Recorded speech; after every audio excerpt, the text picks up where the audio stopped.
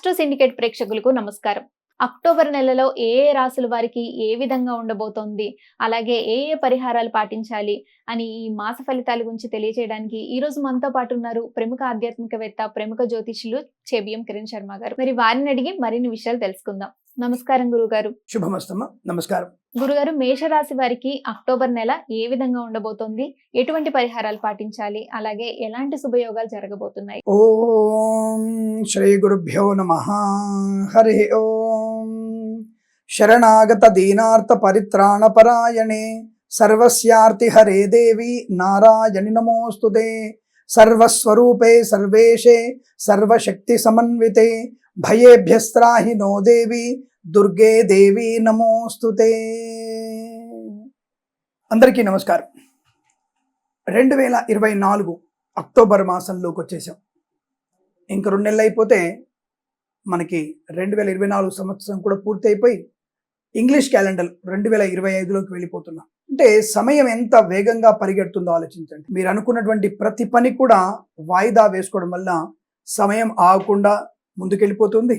మనం అక్కడనే ఉండిపోయేటువంటి అవకాశం కనపడుతోంది. కాబట్టి ఇది అవకాశం అనుకుంటారా, యమపాశం అనుకుంటారా, ఆలోచించే ప్రయత్నాన్ని చేయండి. అలాగే మనం ప్రతి మాసంలో చెప్పుకునే ఒక మంచి మాట, నేను ఈ మధ్య సోషల్ మీడియాలో ఒక వీడియో చూశాను. నేను ఒక చిన్న పాప అమ్మ నాన్న దగ్గరికి వచ్చేసి సామెత అడుగుతుంది నాన్నగారితో, నాన్న ఆవు వంటల పొలా మేస్తున్నప్పుడు వాటి యొక్క పిల్లలు దూడలు ఎక్కడ మేస్తాయి అని అడిగితే, అవి కూడా తల్లి ఎక్కడ మేస్తే అది కూడా ఎక్కువ మేస్తుంది, ఎద్దులు ఎక్కడ మేస్తే అవి కూడా అక్కడ మేస్తాయి, పిల్లలు అక్కడ మేస్తాయి అంటారు. అంటే పంట పొలాలు నాశనం చేస్తాయి అంటారు. ఎందుకు అడిగావమ్మా ఈ మాట అని అడిగితే, మరి తల్లి ఒకవైపు తండ్రి ఒకవైపు మొబైల్ ఫోన్ పట్టుకొని ఉంటే మరి పిల్లలు మేమేం చేయాలి, మేము కూడా మొబైల్ పట్టుకొని తిరుగుతున్నాం కదా అని చెప్తున్నా పాప. ఎవరైనా క్రియేట్ చేసినా లేకపోతే అమ్మాయి స్వతహాగా మాట్లాడినా దానికి అర్థం ఉంది. ఆవు వచ్చేసి పొలం మేస్తే బిడ్డలు వచ్చేసి గట్టున మేవు కదా, అవి కూడా పొలం మీద పడుతుంటాయి. కాబట్టి ఆ తల్లిదండ్రులు మొబైల్ ఫోన్ చూసుకుంటూ ఎవరి రూమ్లో వాళ్ళు ఉంటే పిల్లలు కూడా వాళ్ళ రూమ్లో వాళ్ళు ఉన్నారు, వాళ్ళు మొబైల్స్ వాళ్ళు చూసుకుంటున్నారు. కాబట్టి ఇక్కడ మనం ఆలోచించాల్సింది, మనము మన పిల్లలతో ఎంతసేపు సమయాన్ని కేటాయిస్తున్నాం. సంవత్సరాలు మారిపోతున్నాయి. పిల్లల చదువుల కోసం విదేశాలకి, విద్య అయిన తర్వాత ఉద్యోగాల కోసం, పెళ్ళైన తర్వాత ఆడపిల్ల అత్తవారింటికి వెళ్ళడం, వాళ్ళతో అనుబంధం ఏది? పనోళ్లతో పెంచడం, పనోళ్లతోనే ఎక్కువగా ఉంచడం. వాళ్ళు పనోళ్ళకి ఆత్మీయత పొందుకుంటున్నారు, పనోళ్ళ యొక్క తత్వాన్ని నేర్చుకుంటున్నారు. వాళ్ళు ఆలోచించండి. కాబట్టి మనందరం కూడా ఎక్కువ శాతం పిల్లలతో సమయాన్ని గడిపే ప్రయత్నం. 17 ఏళ్ళ అమ్మాయిని కానీ 18 ఏళ్ళ అమ్మాయినా సరే తల్లిదండ్రులు ఆ పిల్లలతో సమయాన్ని గడిపేయడం, అబ్బాయిలతో సమయాన్ని ఎక్కువ గడపడం, వాళ్ళ యొక్క ఆనందాన్ని మనం కూడా పంచుకోవాలి. పిల్లలు కళాశాలలో ఏం చేస్తున్నారు, ఏం చేస్తున్నారు, ఎటువంటివి చూస్తున్నారు, సరదాగా బయటికి ఎప్పుడు వెళ్దాం, కుటుంబ సభ్యులతో మమేకం అవుదాం. ఎప్పుడు చూడు కూపస్థ మండుకల్లాగా ఇంట్లో ఉండకుండా సరదాగా బయటికి వెళ్ళేటువంటి ప్రయత్నాన్ని చేయడం. అలా చెప్పి సినిమాలకు షికారు కాదండి, ఒక పుణ్యక్షేత్రాలకు లేదా ఒక ఊటీకో, కొడైకెనాల్కు, లేదా మనాలి, కాశ్మీర్కి అలా మనము ఆధ్యాత్మిక ప్రయాణం చేయొచ్చు, ప్రకృతి సౌందర్య ప్రయాణం కూడా చేయవచ్చు. మీ దగ్గర డబ్బులు ఉంటాయి, అందరు వెళ్తారా? డబ్బులు ఉన్నంత వరకు వెళ్ళు. భాగ్యనగరం దగ్గర ఉంటే యాదాద్రికి వెళ్ళండి, విజయవాడలో ఉంటే మంగళగిరి వెళ్ళండి, లేదా పక్కన ఉన్నటువంటి అమరావతికి వెళ్ళండి. అందరు కలిసి ఒక దేవాలయానికి వెళ్ళే ప్రయత్నం చేయండి. దగ్గర ఉన్నటువంటి ఏలూరుకు వెళ్ళండి. అంటే ఏదైనా సరే గోదావరి ఒడ్డుకు వెళ్ళి అందరు కలిసి సరదాగా ఫోటోలు దిగండి. అంటే కుటుంబ సభ్యులందరూ కలిసి జీవనాన్ని గడపడం లేదు. కాబట్టి ఆ చిన్నారి చెప్పినటువంటి మాటలు విని నేను మీ అందరికీ చెప్పాలని ప్రయత్నం చేశాను. కాబట్టి మన పిల్లల్ని మనం తప్పుగా మనం అనక్కర్లేదు. మీరు ఎప్పుడు చూడు మొబైల్ వాడతారని. మనం ఇంట్లో ఉన్నప్పుడు పెళ్ళాం ఒక దగ్గర, మొగుడు ఒక దగ్గర, పిల్లలు ఒక దగ్గర ఉన్నప్పుడు వాళ్ళ మొబైల్ వాళ్ళు, వాళ్ళ వ్యాలెట్స్, వాళ్ళ ల్యాప్టాప్లు వాళ్ళు తలములు కలుగుతున్నారు. కాబట్టి ఉమ్మడి కుటుంబంలోంచి వెళ్ళిపోతున్నాం, ఉన్న కుటుంబంలోంచి కూడా బయటకు వెళ్ళిపోతున్నాం. కాబట్టి అందరం కూడా పిల్లలు ఉన్నప్పుడు తప్పకుండా కాసేపు ఎక్కువగా వాళ్ళతో సరదాగా కాలం గడిపే ప్రయత్నం చేయండి.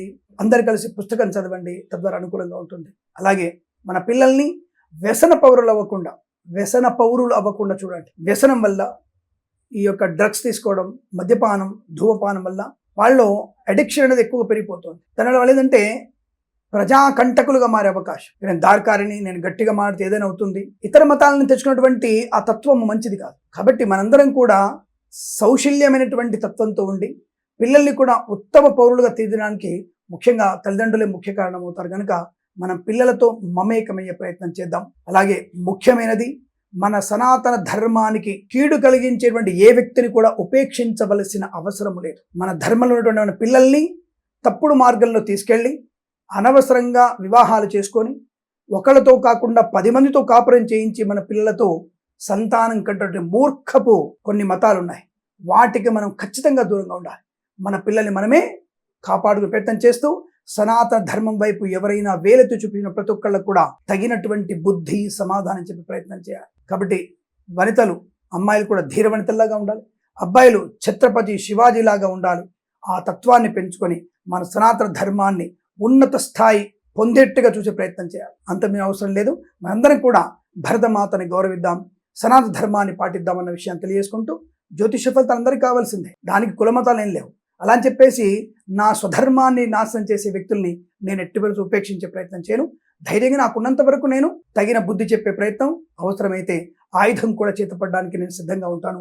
అందులో తప్పేం లేదన్న విషయాన్ని గుర్తించండి. నా మానానికి, నా గౌరవానికి భంగం కలిగినప్పుడు, నా ప్రాణానికి భంగం కలిగినప్పుడు తప్పకుండా నేను ఆయుధం చేతపట్టవచ్చు. అది రాజ్యాంగం కల్పించిన హక్కుగా భావిస్తూ నా సనాతన ధర్మంలో మనందరం కూడా ఉన్నతమైనటువంటి భావాల్ని పెంపొందించుకోవాలని, లోక కళ్యాణం కోసం పాటుపడి ఈ సనాతన ధర్మాన్ని ఇంకా ఇంకా ఉత్తమమైనటువంటి పౌరులకి చేరవేర్చాలని, మన సనాతన ధర్మం గురించి 10 మందికి చెప్పాలని, ఉమ్మడి కుటుంబ వ్యవస్థలో విలువలు పెంచుకోవాలని మీ అందరినీ సగౌరవంగా హెచ్చరిస్తూ, తప్పకుండా మనందరం కూడా ఏకతాటిపై ఉందామని ప్రార్థిస్తూ, సర్వే జనా సుఖినో భవంతు.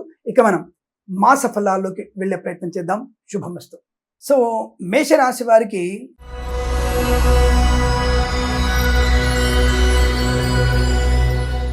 దాదాపుగా చాలా అద్భుతమైనటువంటి ఫలితాలు కనబడుతున్నాయి ఈ మాసంలో.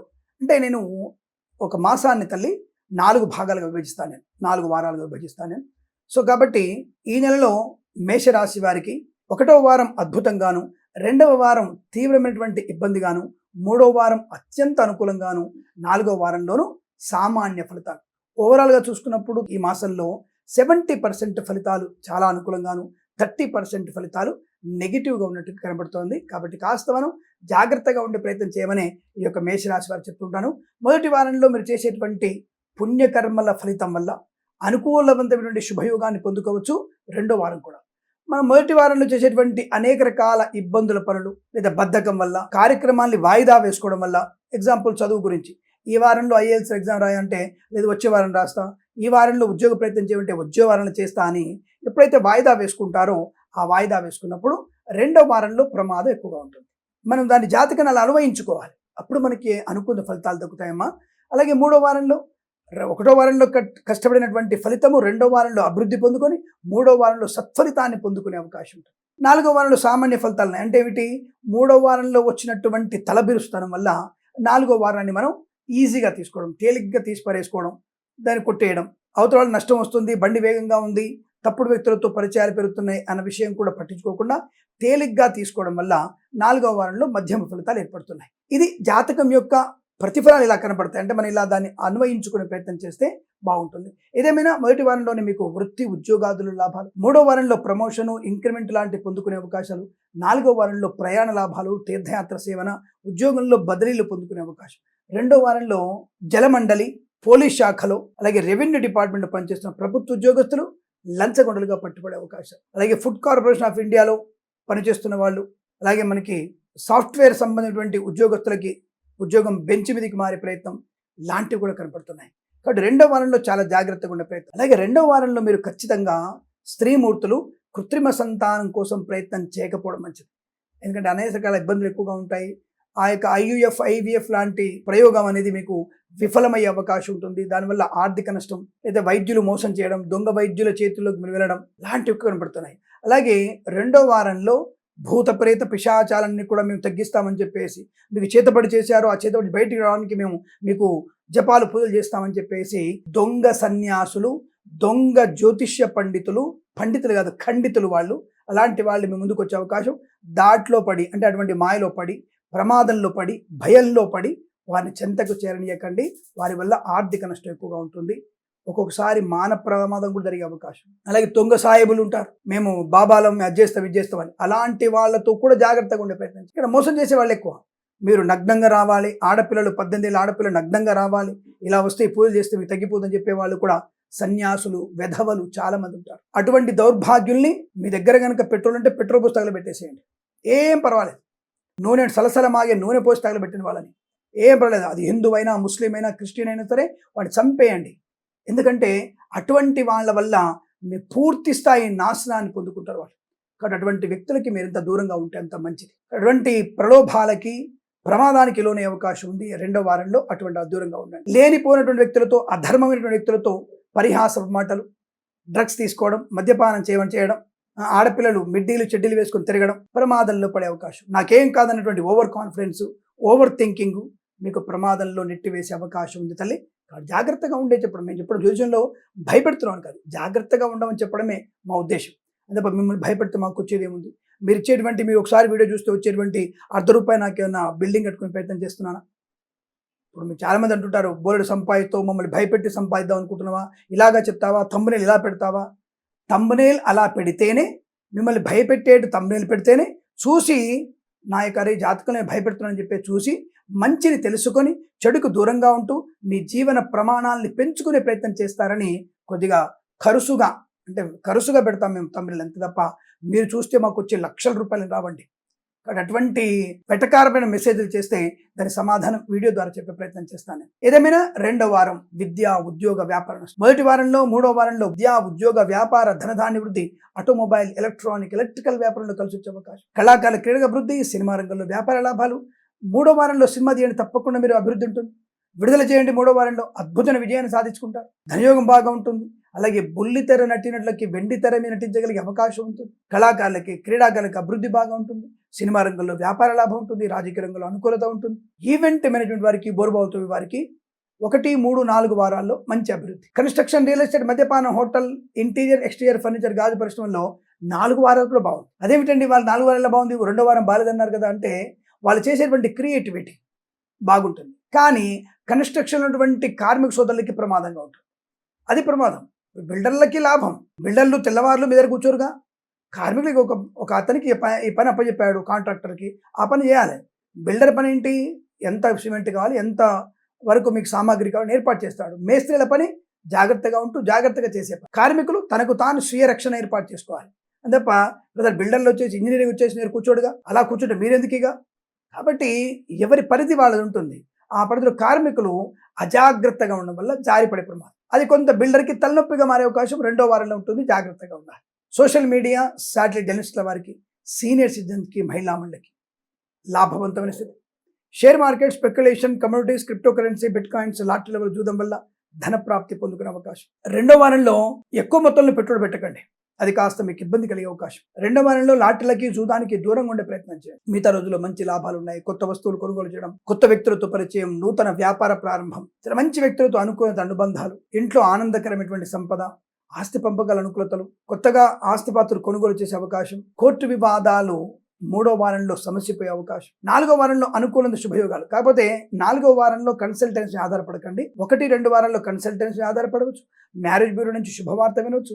వివాహ సంబంధ వేడుకల్లో పాలు పంచుకోవచ్చు. వివాహాలు జరిగే అవకాశం, నిశ్చయితాంబులు జరిగే అవకాశం కూడా 1, 3 వారాల్లో కనబడుతోంది.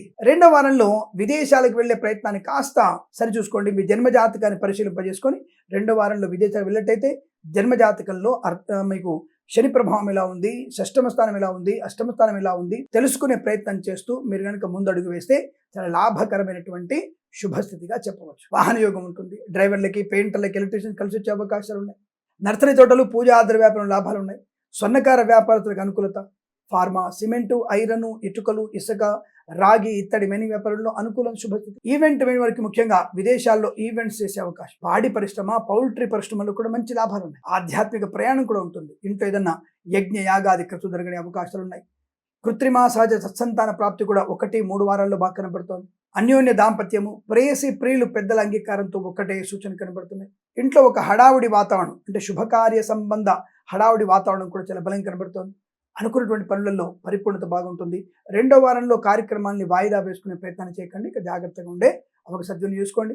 ఇక వేద పండితులు, పురోహితులు, బ్రాహ్మణత్వం, కులవృత్తుల వారికి, ఎల్ఐసి, మెడికల్, గృహ నిర్మాణ ఏజెంట్లకి, వైద్యులకి, వైద్య బృందాల వారికి, న్యాయవాదులకి, పూలు, పళ్ళు, కూరగాయలు, సూపర్ మార్కెట్, కిరాణా వ్యాపారంలోను, మినపగుళ్ళు, చింతపండు, బెల్లం, మిర్చి, పత్తి పరిశ్రమలో కూడా మంచి లాభాలు పొందుకోవచ్చు. అనుకూలవంతమైన వాతావరణం కనబడుతోంది. రోగనాశనం, రుణ విమోచనం, ప్రభుత్వ ప్రైవేట్ సంస్థల్లో ఉద్యోగ లాభం, విదేశాల్లో విద్యా, ఉద్యోగ, వ్యాపార లాభాన్ని పొందుకోవడం, అనుకూలవంతమైనటువంటి ఆర్థిక పరిపుష్టత, రుణ విమోచనాన్ని పొందుకోగలిగే అవకాశాలు కనబడుతున్నాయి. ఈ మాసం మొత్తం కూడా మీకు అనుకూల శుభయోగం చెప్పబడుతూ రెండవ వారంలో మీరు భగవద్గీత పాలన ఎక్కువగా చేసుకుంటూ ఎవరికైనా సరే కాస్త వస్త్రదానం చేయండి. దుర్గాదేవి అష్టోత్తరం చదవండి. అత్యంత అనుకూలవంతమైన శుభయోగం చెబుతూ ఈ మాసం ప్రతి మాసం కూడా మీకు ఆనంద సిద్ధి పొందాలని కోరుకుంటూ సర్వేజన సుఖినో భవంతు. ప్రేమతో మీ కిరణ్ శర్మ. ఇవండి అక్టోబర్ మాస ఫలితాలు.